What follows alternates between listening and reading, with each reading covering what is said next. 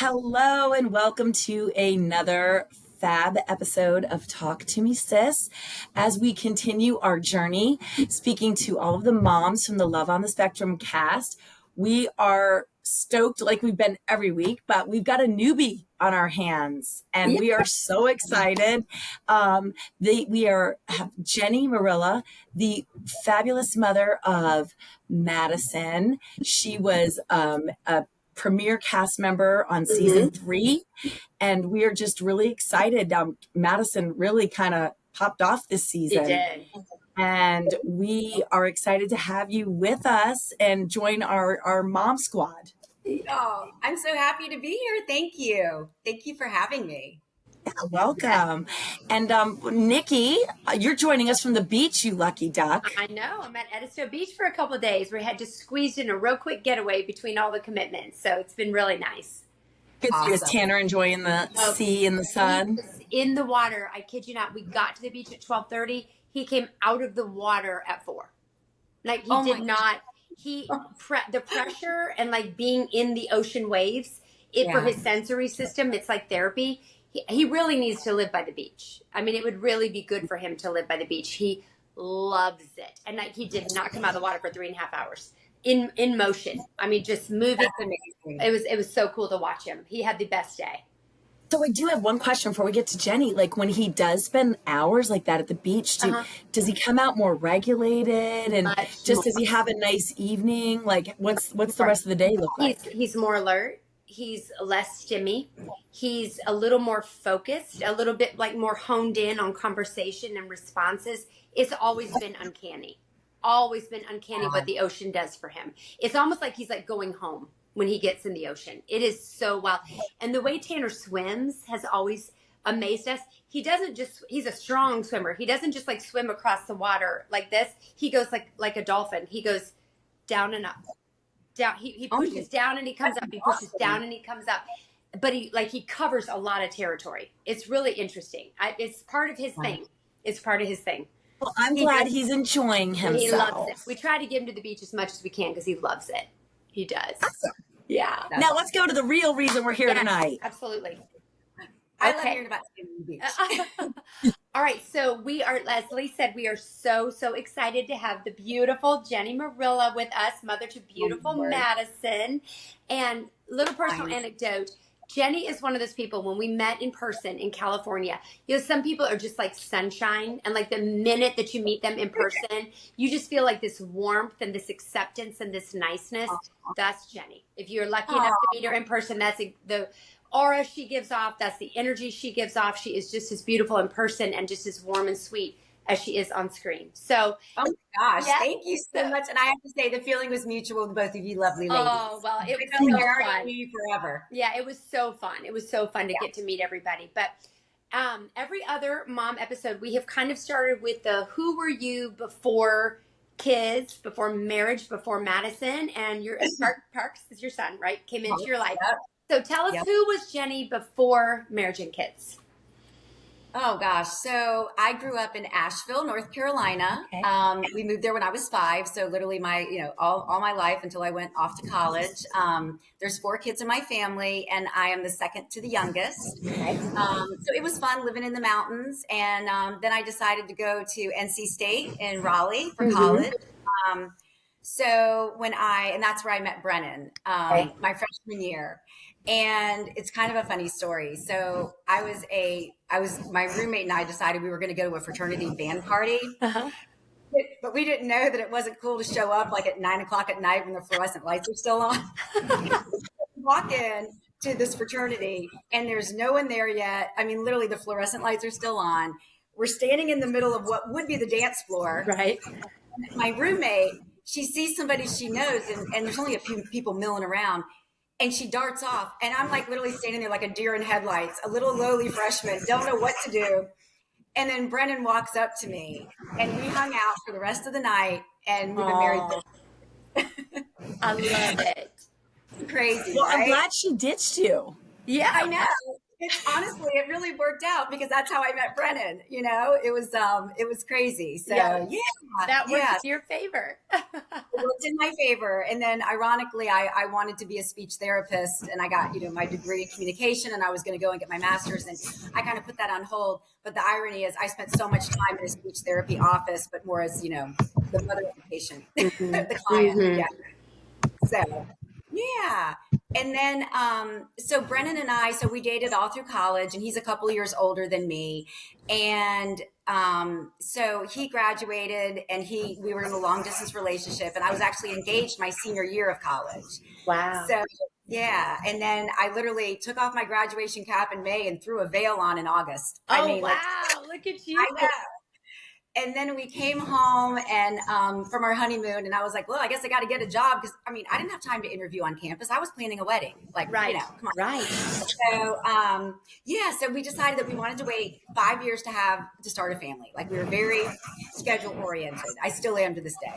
Yeah. And so I got a job in sales, and I did it for 5 years, and it was a commercial HVAC heating and air conditioning company, and I was the first female sales rep that they'd ever hired.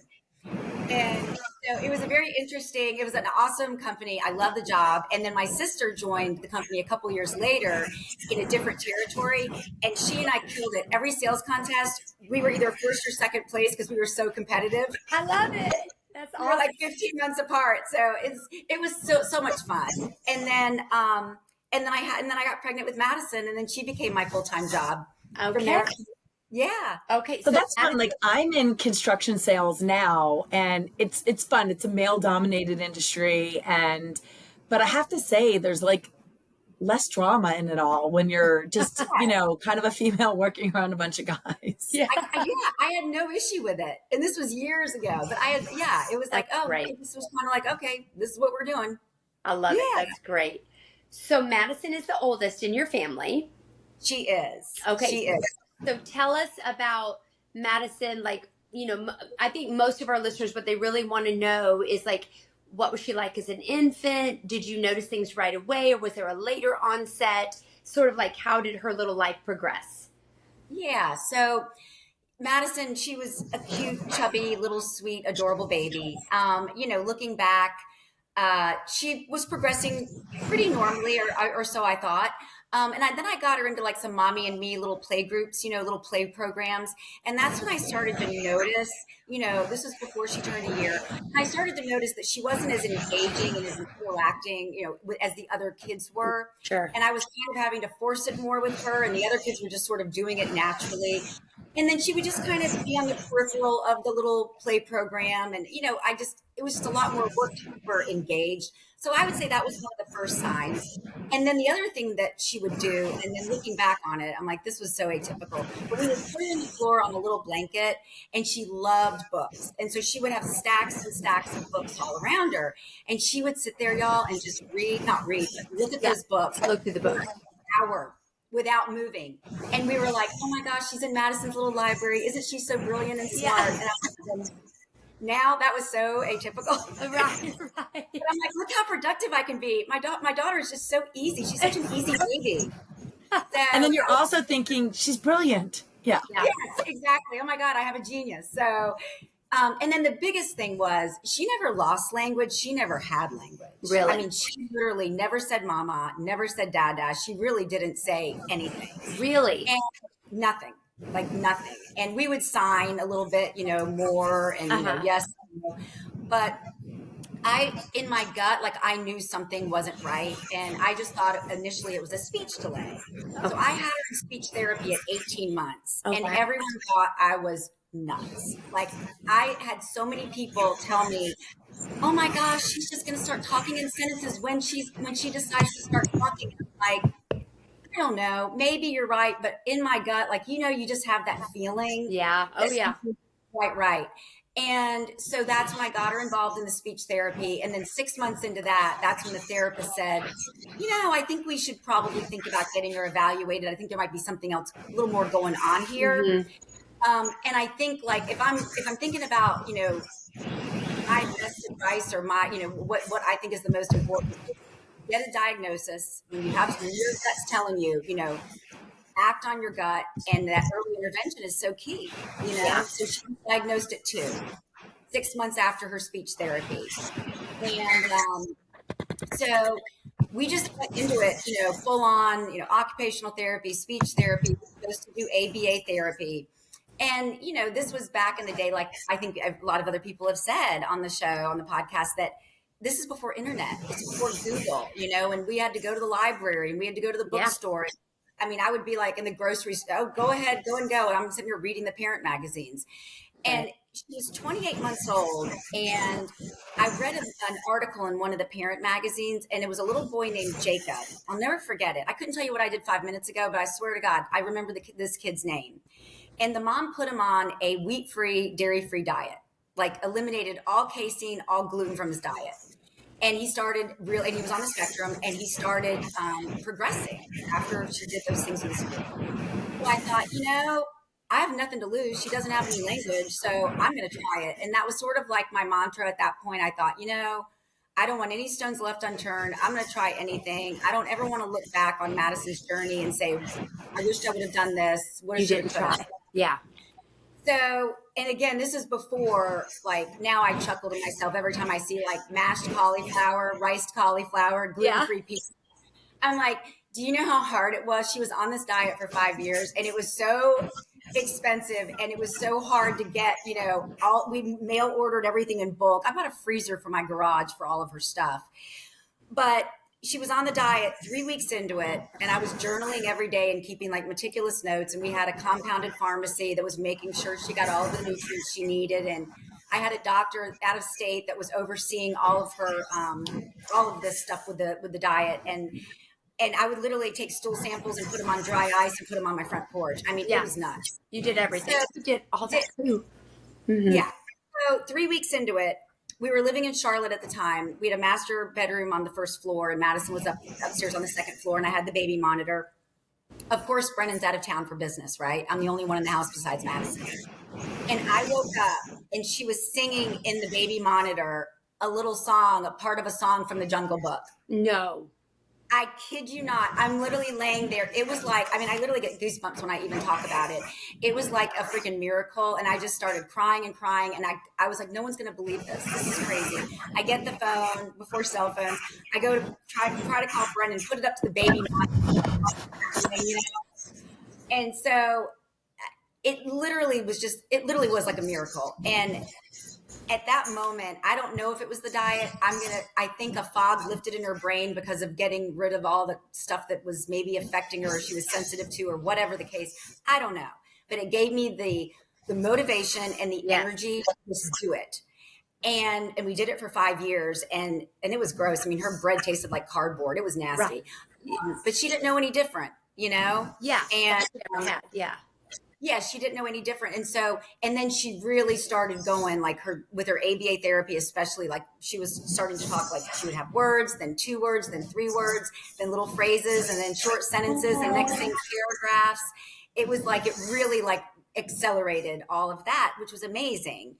And her ABA therapist, like, I know you could call it homeschool, Nikki. Yeah, we did. And her therapist, Sarah, was just, she was absolutely just a heart of gold and like part of the family, Yeah, that's how we were too. Mm-hmm. The family. We would go to Chick-fil-A every Thursday, part of her program at lunchtime. Sarah would get up in the indoor playground, up high in the tubes and slides. She's a full-on grown adult. And she would be up there working on social skills with Madison and helping her interact with all the other little kids. It was just, God. So we just kept doing it, the ABA, everything just kept, going full speed ahead. And then I got pregnant with Parks. I was about 6 months pregnant with Parks. And I was just trying anything and everything. So I went to a workshop at UNC Chapel Hill, so an all-day long workshop. And one of the sessions that you could go to was by a woman named Carol Gray. And she coined the social story. Yeah. Have you heard of it? Oh, yeah. I use them. Yeah. Like, we use them. Yeah. We use them to this day. So I'll tell you, at that, she actually signed my book. To this day, I write Madison social stories. It's basically like a tool to help them with social situations, expectations.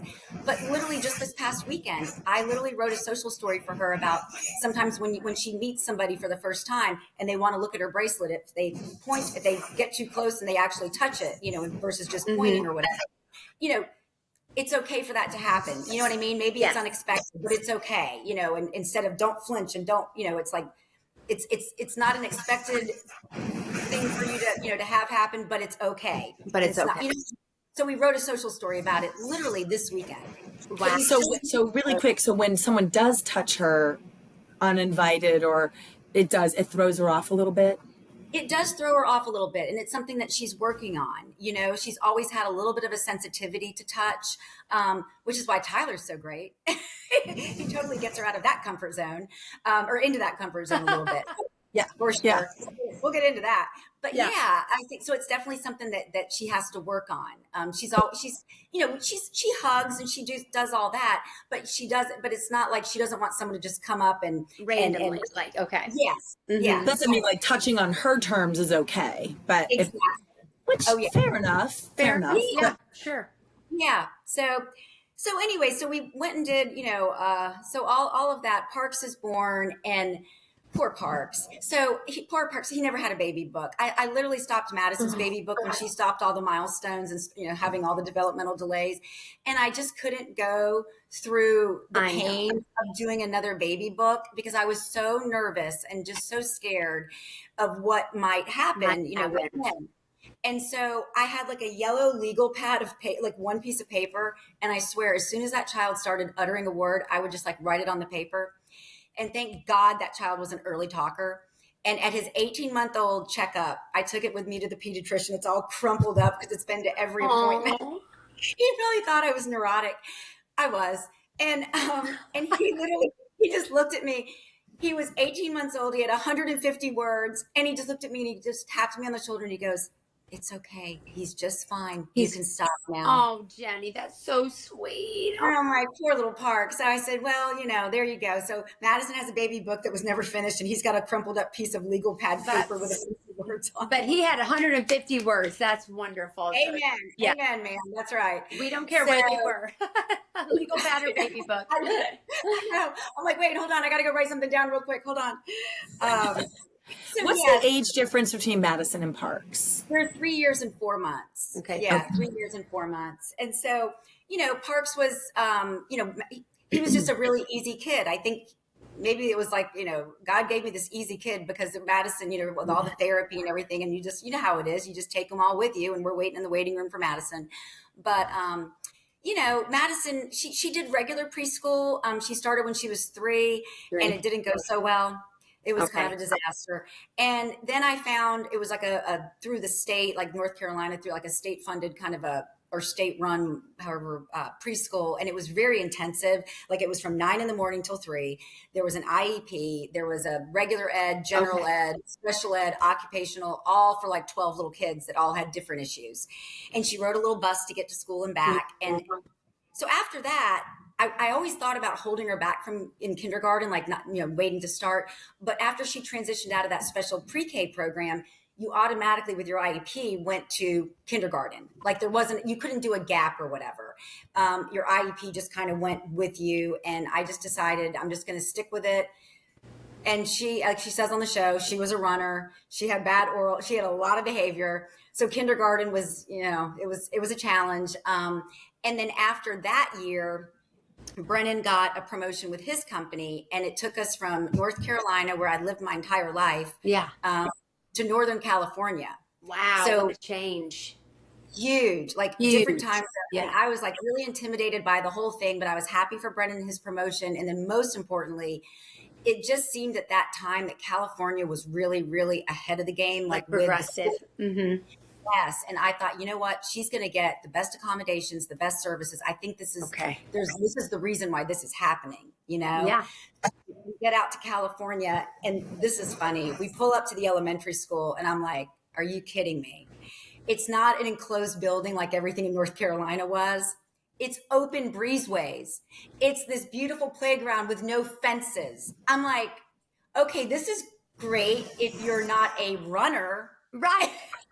So I'm like, this is a true story. I'm at the little meet and greet the first grade teacher. Madison's down on the playground with, the little after school program, and some teachers are down there watching them. And I'm talking to the first grade teacher, and I hear this commotion outside in the breezeway. And next thing I know, Madison goes barreling by the door, and then there's a teacher chasing her. Oh. And I looked at the teacher and I said, well, that right there is why we need a one-on-one aide. She's a flight risk. Like, this kid is a flight risk. So she got her aide, and we had her literally all the way through 8th grade. Oh, wow. That's amazing. You had the same one? We started off with one, and then she got the most amazing aide, Megan, our absolute just gem, when she was in the 5th grade. And kept her. And kept her all through 8th grade. Oh, that's lovely. I mean, incredible. How wonderful. The consistency. Yeah. Absolutely. And Megan was like Sarah. She was like part of our family, and we still are in touch with her to this day. And she's just an incredible human being. And she was wonderful. She was just so loving with Madison, but tough. Yeah. Like she would be like, I'm not your mule. You go do it yourself. Good. Yes. Yes. And she would say, you know what? Every single day at lunch, you need to find someone to sit with. Every single day, you need to find a new friend to go sit with. Wow. What a great therapist. Every day on the playground, you need to go engage in a game, jump rope, whatever it is, but you need to go do, so she made Madison really get out of her comfort zone big time, I credit her for how social Madison is today, because Megan really worked on that so much with her. I mean, Madison seems to thrive in her, just from what I've seen on her little beading groups and her church groups and her girlfriends. It seems like they have some good girl night ins and stuff. But I was thinking, when you said you pulled up, I can't imagine knowing your child's an eloper, like how your heart sunk seeing the physical layout of the school. Yeah. Oh, it was terrifying.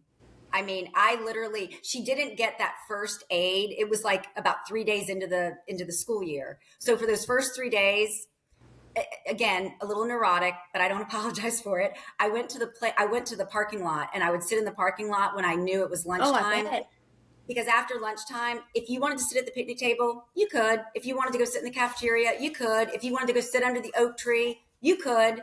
And then there were yard duty volunteers, and then you would raise your hand when you were done, and they would say, okay, you're free to go play on the playground. Oh, wow. And I'm like, so I would go to the parking lot and literally just watch her from the car during lunch and the recess after lunch for 3 days, just to make sure that she didn't go anywhere. Wow. Because I didn't trust other people to know what her issues were at that time. She was brand new. Jenny, I love to hear you talk about the relationship with the therapist, because there's so much controversy out in the world right now about the different types of therapies, and some people are very pro, certain therapies, some people are very anti. But that was exactly our experience with ABA too. Like the team of girls we had working with Tanner, they were like my younger sisters, or like nieces to me. And they babysat him and my other children on the weekends. And I mean, we were girlfriendy. I loved them. I knew they had his best interests at heart. And it was just such a warm and loving relationship. And like Christine said last week, I feel like there's a lot of similarities with Madison and Connor and Tanner. I mean, I think there's a lot of things about the way they presented and the way they present to this day that are very similar. But, for every different autistic person, there's a different therapy modality that's going to work. You know what I mean? So it's never, I would just encourage everyone, don't ever throw it out just because someone else had a bad experience with it, or don't assume it's going to work because somebody else had a good experience with it, either side of the coin. But, it's just nice to hear that, you had really good positive relationships.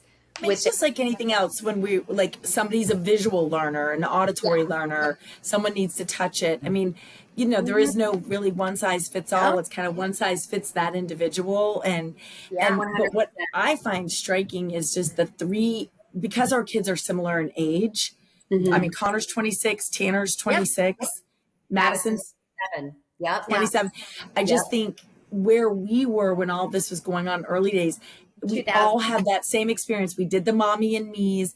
I couldn't wait for Gymboree and all of that stuff. I mean, if you know my backstory, a lot of fertility issues. So Connor was like the child I'd preyed upon and wanted and couldn't wait to be the mom to. And so just all of the things not clicking, Yeah.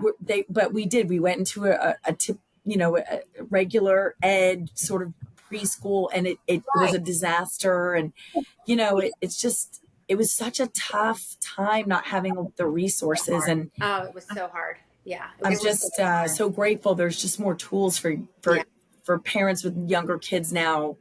Absolutely. Getting And I help. think that it's like one size doesn't fit all. And, it's like, I think Madison said on the show, or she said in an interview or something, if you've met one person with autism, you've met one person with autism. So what's going to work, to your point, with the therapy might not work. It's not going to work for everybody. It might work for this person, but not for this person. And so that's why, don't throw it out on day one. Right. You have to get some time. And and Lord knows, I mean, it took Madison a little bit of time to get into the ABA. And then I think the diet was part of the reason why her ABA really took off. So, there's just a lot of things, but yeah.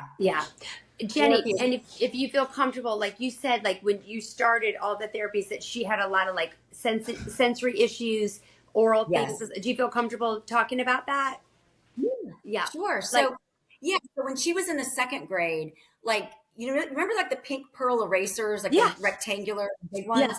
Okay, we couldn't have those in Mrs. Riccioni's class. Like nobody could have a pink pearl eraser because Madison would eat them. Like there would be chunks taken. Oh yeah. I mean, at the pool, if they saw Madison coming, you better hide your pool noodle, because she would take a big chunk like a shark right out of I don't know what it was, but she just got some sort of sensory, whatever she needed that from chewing on stuff. Yeah. And I would say in third grade is when we put into her IEP about really working on her self-regulating and not being on okay, it's 12 o'clock. It's time for your sensory break. Okay, it's 1:30, time for another break. Okay. We put it on Madison. We put it in her IEP that she had to regulate herself and decide when she needed a break. And she would walk outside. She would tell her third grade teacher, I need a break. And then she knew there was a timer. She could have 60 to 90 seconds. Maybe she jumped rope because we had an open breezeway. That's awesome. She jumped rope a couple times. Or she would go out and squeeze some Play-Doh or just do whatever activity she felt like she needed. And I really was so happy that we gave her the opportunity to figure that out for herself. Because, the earlier you start doing that, then they can really, you don't just react to something. You can be proactive and nip a lot of behavior in the bud by give doing her that. the power, basically putting it in her hands. Yeah. Exactly. And I know we there was a time where we transitioned that into Connor's IEPs as well, and we had things like Theraputty at his disposal. But there was a point in time where you do bring it up into their awareness, and then I also think it gives them a little confidence of like, I'm not going to maybe. Connor transitioned better when he knew he had some say in like, I don't feel right now. Right. I need a minute. I need to step away. And we saw a decrease in some of the outbursts and behaviors that were problems. I mean, we even had situations, and I know I recently bumped into her. There was a teacher that had coffee breath, and that dysregulated Connor. I mean, obviously bad breath can be something for anybody, but we got to just kind of get through it. But I remember there was a situation with a teacher with coffee breath, and we had to kind of like deal with that because it was like a morning thing. She had her coffee and Connor was just misbehaving during morning work, and we got to the bottom. It was the smell of her breath. Oh wow. Isn't that incredible? That is. I wouldn't like coffee breath either, though. I don't think. But I mean, it was like like spinning him out, like where he couldn't work. And I think he said her breath smelled like ants, but we figured out. I was like, what do ants smell like? I was like, what I'm like, what do ants smell like? I'm sitting here thinking like, what do ants smell like? I think it was the coffee. Too funny. Oh, he's hilarious. That's great. That is great. I love it. Connor's been flaming people since day one. That about him. I love that. But I think also, like, back to her sensory breaks, like that's when she really started with the jewelry making. Like she could even go out and one of her things would be like, start beating something, and just using her fingers like that. It gave her whatever sensory input she needed. And to this day. I mean, as you saw, like that's been her passion. Yeah. But and then wearing it, it's like that's the other thing I realized. Like as she got older, she layered the necklaces, and she used to wear those bracelets up her arm, y'all. Like I was worried about her circulation, and now she's back. And so I said, Madison, when we were trying to figure out, we need to, get this from here, maybe here. And I said, but why do you do it? And she said, it weights me down. Like it's like a weight. The input. And that's the way she uses it at night. And now she wears more of an appropriate, we call it the stack, and so she's able to figure out, that it's, and she realized that, wearing 10 necklaces does get like a little cumbersome, so she's dialed it back. So she's figured that out. But then, but I like that she was able to come up with the jewelry making as a very positive way of dealing with her sensory issues. It's incredible. I mean, I think it's incredible that she has found this very cool, appropriate, artistic, creative outlet to get her sensory needs met. I mean, that's amazing. We did Tanner needed a lot of pressure into his shoulders and his arms and his upper back, and we did tumbling for several years. We hired a tumbling instructor and bought a big mat, and that kid we had a trampoline outside. He would flip and jump and flip and jump and flip and jump for hours. And he was a big built, very stocky built kid, but he needed that pressure, and he could manipulate his body. It was wild for the size child that he was. It was wild to watch what he could do, but he needed it, and he would be calmer and more regulated after he was done. It was balanced out. Yep. So Connor would skip, jump, run, and push walls. Like Connor would physically body check into walls. He needed, so we did the trampoline.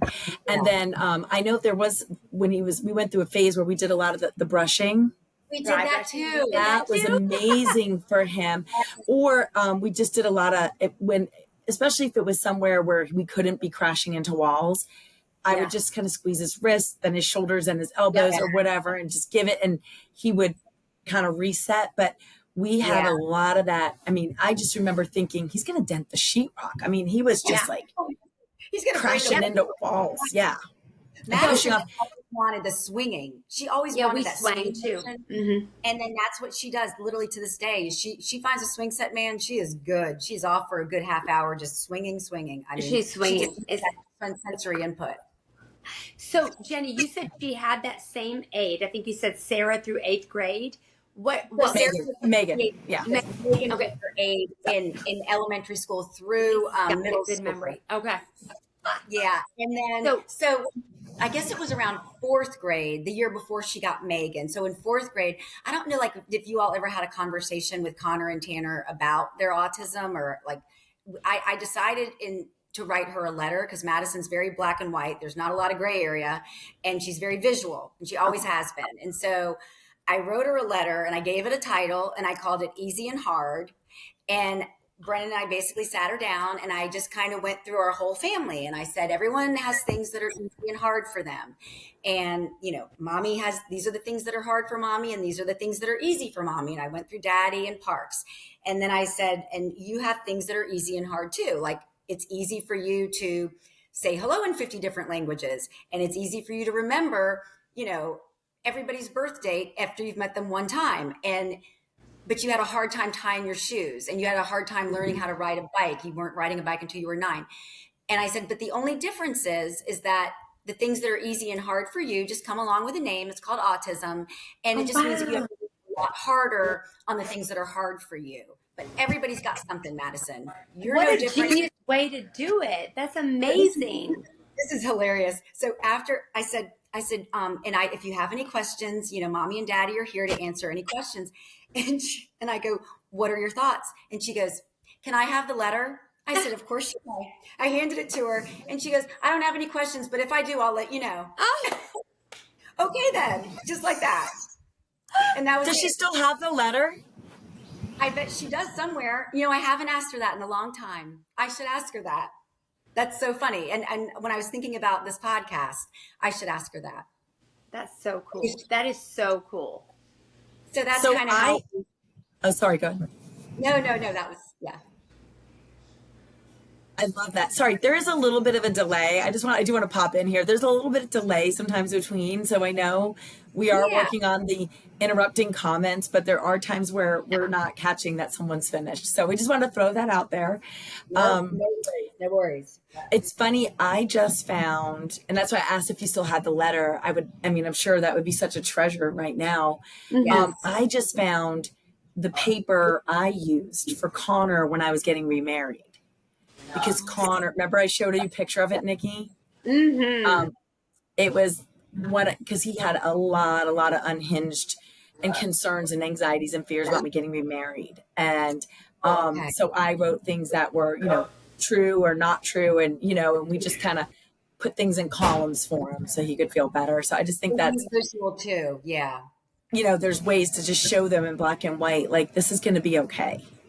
Right. That's so And I cool. think having it in black and white and something that they could hold, and it just, I don't know, it's something they can refer back to, and I think that that's so helpful.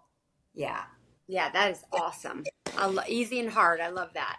Easy and hard. And so sorry, she was 4th grade when you did this? In 4th grade. Yeah. In 4th And so grade. Parks would have been 1st? Yeah.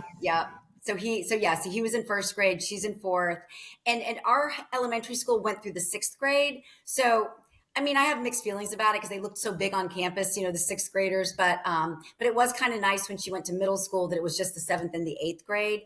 And Megan went with her aide onto the middle school. And it was wonderful because, Megan was so great with Madison and the socialization component.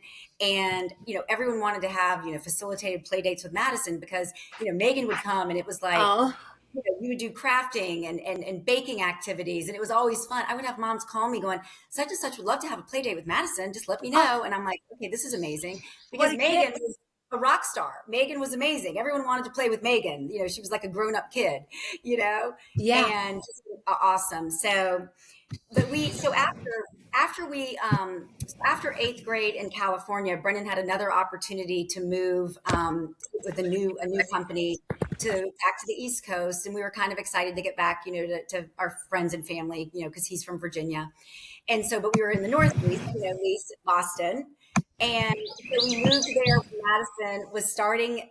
Well, she would have been starting the 9th grade. But I always had a lot of regrets when we moved that I didn't have Madison repeat a grade early on, like repeat kindergarten, or when we moved to California, or just start later, because she was literally the youngest kid in the class having a September birthday. So I decided it wasn't really for the academic reasons, but literally to catch up on the calendar, the social and emotional. And oh my gosh, when she repeated 8th grade, when we moved to Boston, it was a game changer for her. I could literally see a confidence in her that was just so, it was like palpable. You could just see it. Like she just had such a different way about her when she would go to school. And yeah, there were some people that weren't kind all the time to her in that 8th grade year. But I think so this is a huge turning point for Madison. So it was April of that repeated 8th grade year. We just moved to Massachusetts. And they did it was a current event in her history class, and it was April, so she did Autism Awareness Month. And so she did autism. That little bird. I'm so sorry. I'm going to try to scare it. I'm like, is that a bird? It really sounds like, It's a real bird, I think. I am so sorry. I thought it'd be nice to be on my porch, and I'm finding it distracting. So I'm sorry, Jenny, continue. No worries. That is funny. Sorry. So anyway, so she did her current event on Autism Awareness Month, and she does her presentation in front of the whole class. And at the very end, she said, by the way, I have autism. Does anyone have any questions? And every single kid raised their hand in that class. Every single kid. That's everyone. So cool. And she answered all the questions. And then it was like this acceptance. And, oh, I get it. Oh, okay. Now I see why. And then everyone like totally turned around in the way they treated her. It was incredible. It was just incredible. So then she started. Jenny, that's so cool. Oh my God. That is that story needs to be told. Yeah. Oh my gosh. That is amazing. What if all teachers did that? If your autistic child is willing, and wants to do it. Yes. Let them get up and say, hey, this is me. Because 9 times out of 10, when you understand, you're no longer going to be mean. You know what I mean? Like you understand someone. you're not going to judge them. And I mean, that's amazing. And you just have that level of acceptance. Yeah, because she was so misunderstood. And then once they understood what was going on, then it was like, okay, now I get it. So goes off to high school, and that's when she's oh, Birdie is just going nuts. That's so cute. I'm gonna take this. So y'all continue. I'm just gonna. Sorry guys, I'm gonna pull this into the office. We're gonna go. We're gonna move. Sorry. We need to come up like sorry. with a title for this. I'll get you guys into my office. Just give me 2 seconds. This is like literally, this is a live podcast. This is happening in real time. This is live, and I was genuinely trying to like not bother the fam, but here we go. We're just gonna sit here, and we're gonna hope for the best. I'm so sorry, Jenny. No more tweeting. I think it's hilarious. So when funny. she started high school, that's when she really like all of her autism advocacy and everything. And she started the Autism Awareness Club. And you know, she's always wanted she's always wanted to belong to something. And that was a huge thing for her. And then she did Best Buddies. And then she was part of a program through our local parks and recreation called Aspirations.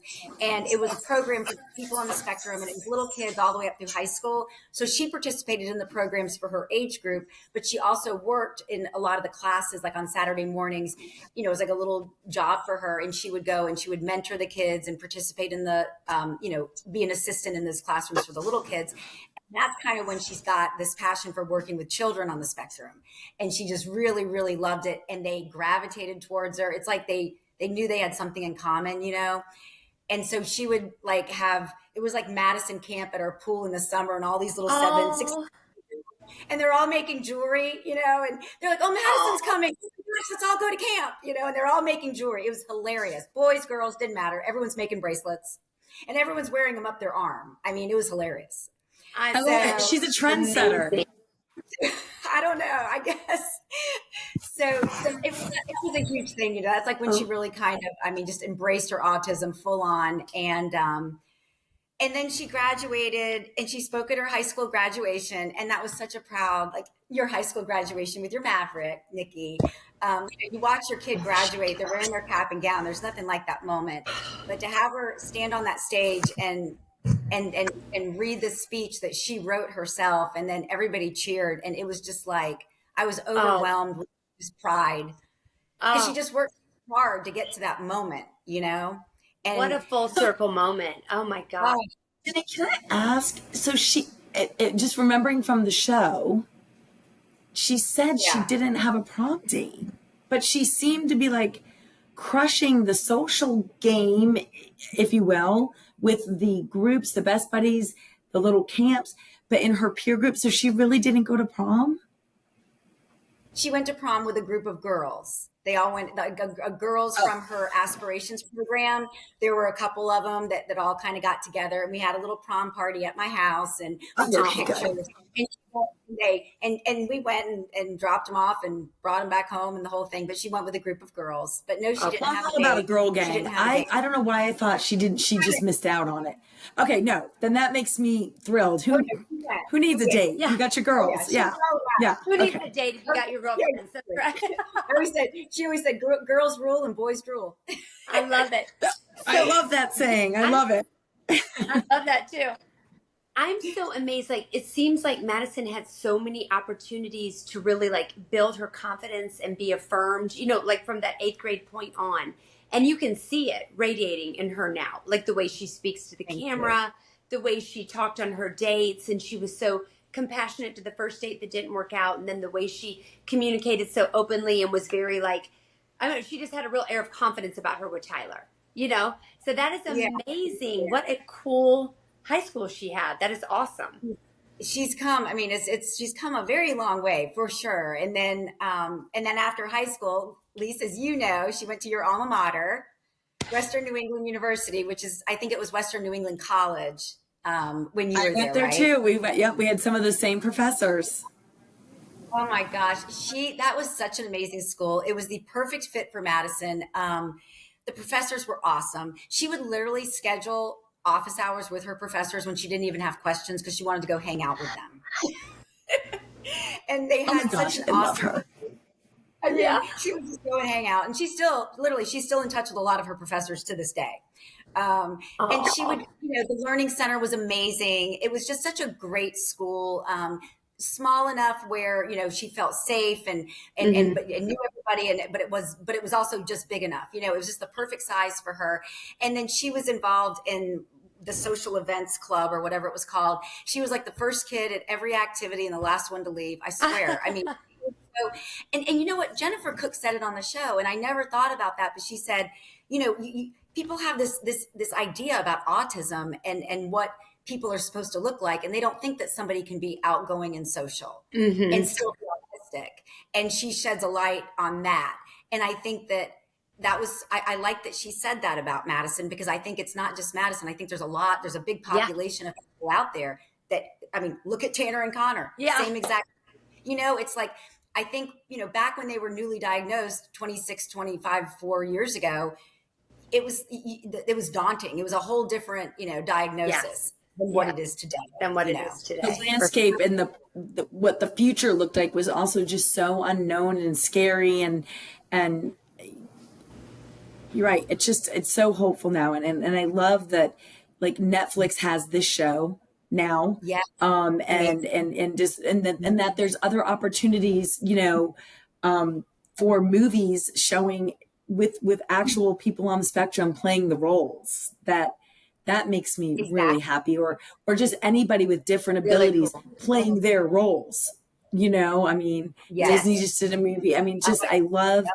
that we're not getting actors to portray people like this. They're getting the actual individuals with whatever the different ability is to play the parts, and it's well deserved, Yeah. and the representation is exciting. And I'm just thrilled that this show in 2019 gave me hope for Connor without a Yeah. clue or a shadow of an idea that we'd ever be a part of this at all.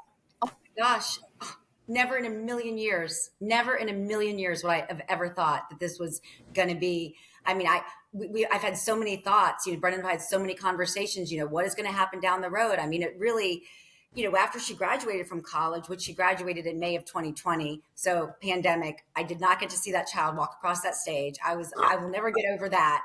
But it was like, well, now she came home, which I guess everybody was home. It was the pandemic, but she came home after college graduation, and I'm like, now what do we do? Like, Right. what's the next step? It's not like when you were in grade school or middle school and high school, and you just went to the next grade.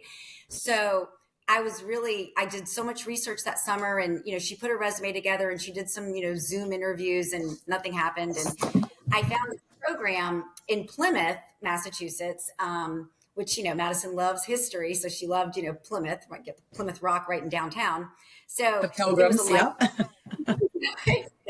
So it was a life skills program. It was called Life, and she went into that program for about a year and a half. She had a roommate, and she had like check-ins, with her life coaches. And then she got her first job out of college. This was amazing. She worked in the elementary school as the activities director, and then she was an aide for some of the kids that had IEPs, depending on the day. Oh, She was the first autistic person that Plymouth school system had hired. that's So amazing. Wow. I I'm was like, so excited to learn all this about Madison. I had no I idea. just want to be Madison when I I grow know, up. she's so cool. She's so cool. you guys are so sweet.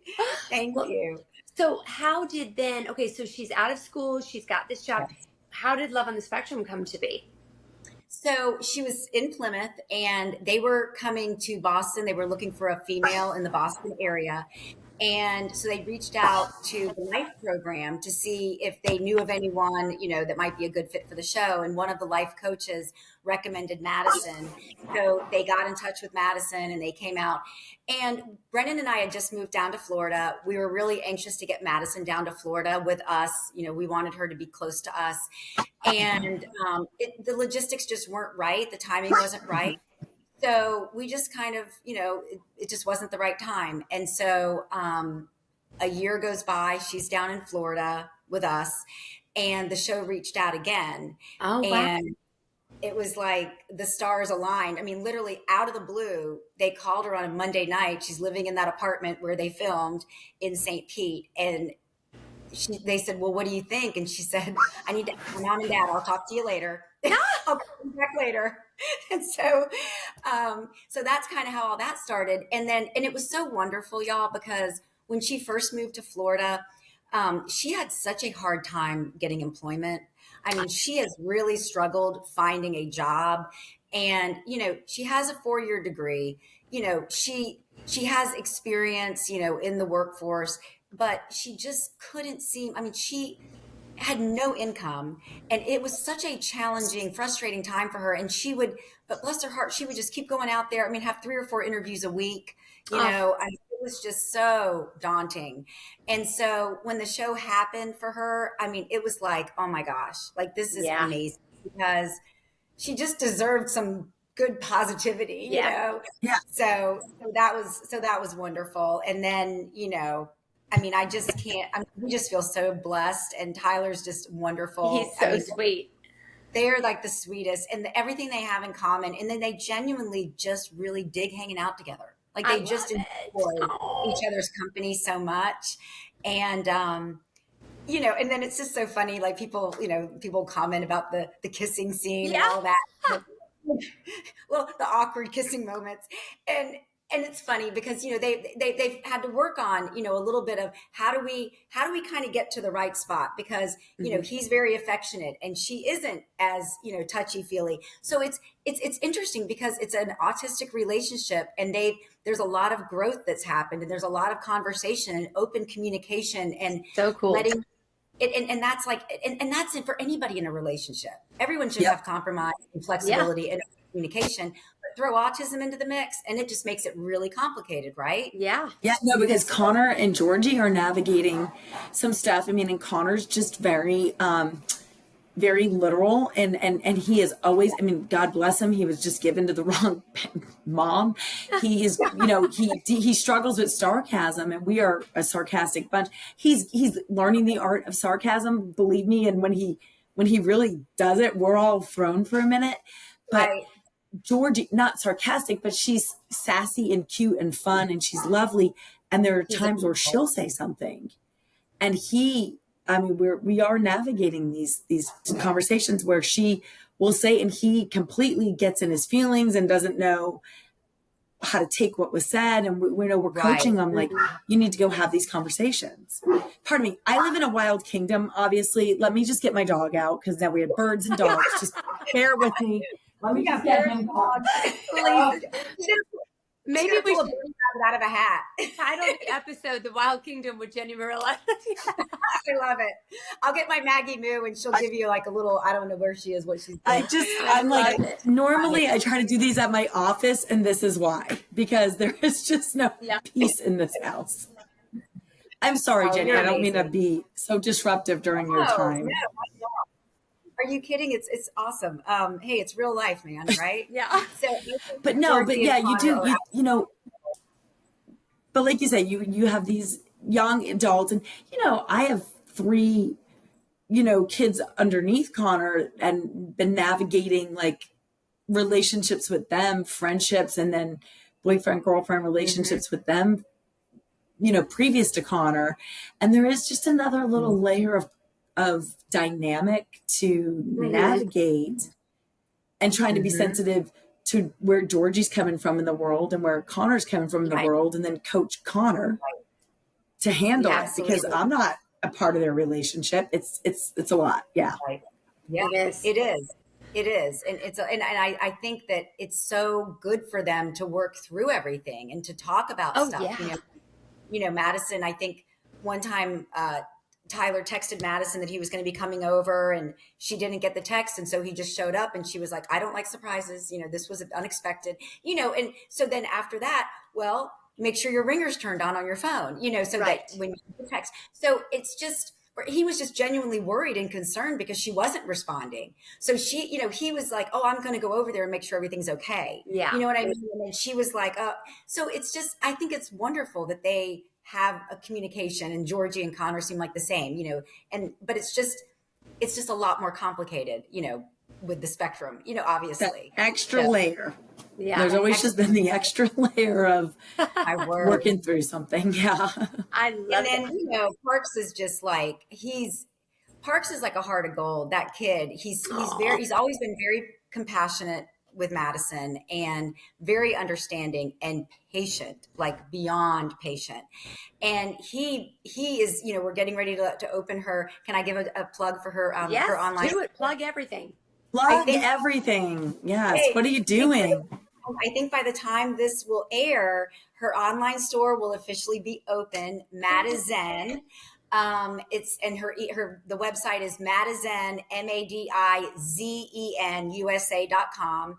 But Parks is basically he's built the website. He is managing the entire thing, and Wow. it's just blowing my mind what he's doing. And he just has such a passion for it all, and Oh, the that's patient. so cool. I mean, let's be honest. A girl can be high maintenance, and Parks is like, oh boy, but but they make it work. And sometimes she's like, but he's my brother. Why do I have to listen to him? And I'm like, because he's also your manager. Yeah. He's managing the Yeah. business. So we had to write a little social story about that. And but yeah, so it's been really, really cool to see, like, just her passion for jewelry making, and she's always dreamt of having, she's always wanted to sell. She goes to the craft fairs. You saw that on the show at the Gulfport Market. She's always loved getting out in the community and selling her pieces, but then just to have like this actually happen is just like a Oh, dream. It's so just a happy dream. for them. And how cool for the siblings to do it together. I mean, what a wonderful way to share her creativity, his business sense, and they're forming their relationships, getting stronger, and they're giving a great product to the public. That's amazing. Thank you so much. This is So, literally what Park studied in college. Like, he literally got his degree, and it was a co-major in entrepreneurship and emerging technology, business, and design. I wow. said, it was this not meant to be, like, This is seriously. so meant to be. So meant to be. I have to And say, Connor has a Madison original that he sports He does. the man wears it. The I man love is committed to it. And Oh, yeah, they're his house colors, I love whatever our house colors are, we've got them. And, but that's he is so committed to it. great. And I've actually had people tell me that they want a Madison original. Oh, yeah. Oh, look, I Well, have to tell you, she's already reached out to all of the cast members, and she has yes, taken their order for their favorite color. And so we're going to be shipping out their she special did. Madison original as soon as the store opens. She did, Oh, because I saw that text thread. I saw that on Oh, Tanner's phone. good. She sure did. Okay. She sure did. That Oh, was so that's awesome. sweet. So sweet. Well, we're So, beyond thrilled. oh, I can't wait. I can't wait to order something. Send it out for a gift. Thank you. Thank you. So fun. So, Lise, what else? What other questions do we have? So I guess it just now, okay, so we've got, the show, she's starting her jewelry business, and Park's getting involved. Like, what, future wise, I mean, everything's so exciting, and none of us have crystal balls, but Right. Tyler's family, her, I mean, where do what is the sky the limit? Like, what are you thinking? God, I mean, that's a great question. And honestly, like, I can't predict the future. I would love to be able to say that, I want everything to work out with Madison and Tyler. They're doing amazing right now, and their relationship is so strong, and they're, loving each other. And I hope that just, will continue, obviously, and that they can live happily ever after. I think that would just be the most heartwarming, amazing thing that could ever happen to her.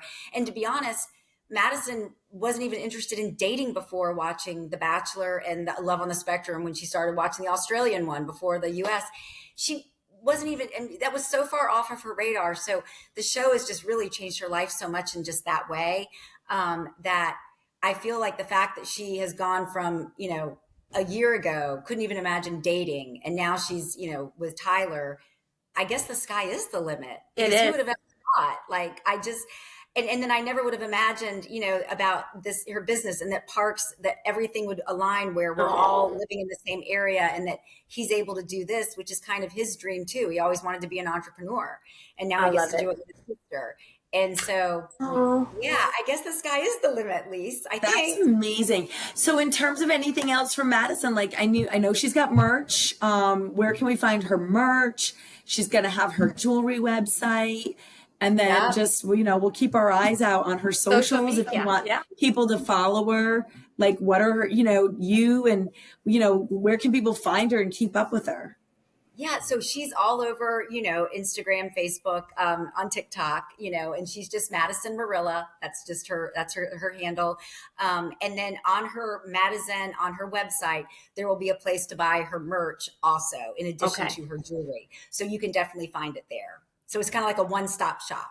And I should add too, with her jewelry. So we're starting off with 2 pieces, 2 different types of bracelets, and they all have a signature heart on the bracelet, because Madison, and to this day, when she learned how to write, and even whether it was print but cursive, she always would dot her I with a heart. Not just her name, literally every single word. So it's like you would look at a piece of paper in elementary school and it looked like a bunch of hearts all over the page.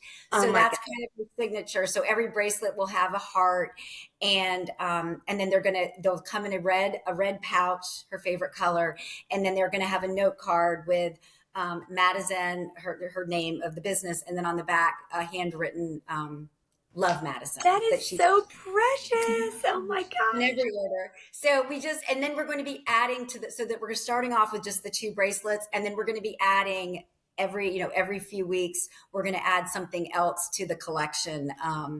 I believe we're going to do adding some shells to the bracelets in the next, after we do like a summer launch kind of thing. First of all, so Madison and I have all the holidays. She's so into holidays. So. Oh yeah, she's got to theme them out. But we have Western New England in common, and then I always I have an I in my name, and I always put a heart over it, like all through high school. That's so cute. Do you still do it? Do you still? I mean, sometimes I do, like with my husband's cards, I will still put a heart over my I. I'm like, please. I love that. She's amazing. So we're going to keep our eyes peeled for all that. And just, you guys, go follow, support her business. Go check out those pieces. I'm telling you, Madison Originals are going to be worth something. And also, I don't know if anybody who listens to this podcast has any affiliation with American Girl, but they are sleeping on this girl. If they don't do a Madison Love on the Spectrum doll, they are sleeping on it. I'm calling it out right now. Yep. American Girl, wake up and get us a lots Madison doll. We need a Madison. Yes, we do. Right? All blinged out. I want to see that. I want to see that for her. Very good at that would be so very cute. Good. Sorry, Jenny. What was that? Sorry. You're very good at marketing. You're very good at marketing. I'm a natural born sales girl, and I'm telling you, I'm gonna fight for that. I want American Girl to see this woman. All right. Let's do it. Bring it. Come on. Okay. Well, listen, thank you so much for hanging out with us tonight and just filling us in on Madison and your story. We're so excited. And, I hope if anyone's listening to any of the stuff that Jenny said today, social stories and just any little things, that beautiful letter that she used as a tool to talk to her daughter. Yes, that was great. We're all here to share these ideas to help each other navigate these waters with our kids. So I know I learned a few things tonight. So thank you. Oh, yes. Likewise. I think you guys are amazing. And it was such a pleasure. I mean, it really is. I love watching. It doesn't matter how old you get. You always do learn. And it's so unique and fun to listen to other people's perspectives and just look at things in a different way. And that's exactly what this podcast does. It just shines a light on so many different things that you haven't thought about maybe ever, or you haven't thought about in such a long time. And then it just reminds you. And I just think it's outstanding. I'm such a fan. And so thank you. Well, we're a fan of yours. Thank you for being here with us tonight. And then, we do our little sign off. So I'm going to do it tonight. Everybody in Talk to Me Sis Land, we love you, mean it. We love you, mean it. Thank you, Jenny. Thank you so much, guys. I love you, mean it. Okay. Good night. Was that okay that I said that? Lastly, everybody, if you liked hanging out with us today, do us a favor, hit the follow button, leave a rating, or drop a quick review. It helps more than you know. And if you really loved it, send it to a friend who needs to hear this. And if you're interested in sponsoring a future episode, please send us an email at talktomesismail@gmail.com. Thanks for listening and love you, mean.